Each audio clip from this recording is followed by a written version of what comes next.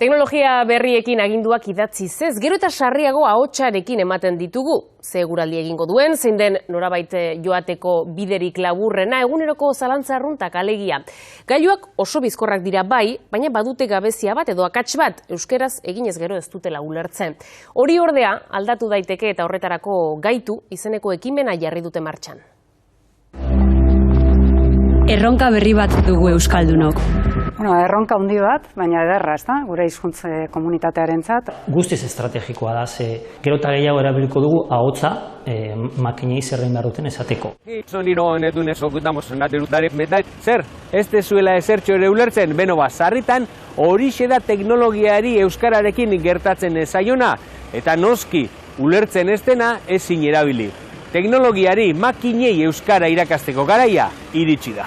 Oso erresa da, gaitu.eusera sartu eta bertan lotura zuzena dago Common Voiceko proiektura. Aurkituko ditu erabiltzaileak bi zati, bat ahotsa grabatzeko eta bestea gainontzekoek grabatu dituzten ahotsak entzun eta balidatzeko. 10 jardunaldi jokatu dira eta armaginek ez diote golak sartzeari utzi. Hemen daukagu beste batzuenak entzutea. Bilbotarrak berriz ezinean aritu dira.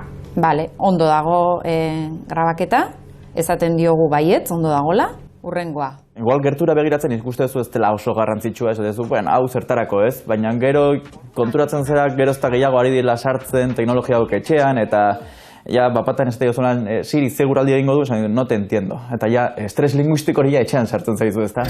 Gaitu.eus, sartu eta eman zure ahotsa. Zer daukazue prestatuta guretzat? Nik uste politena dela, adin guztietako jentea eta egiten ari dela. Pentsa hurrak ere behar ditugula, era guztietako ahotsak eta doinuak.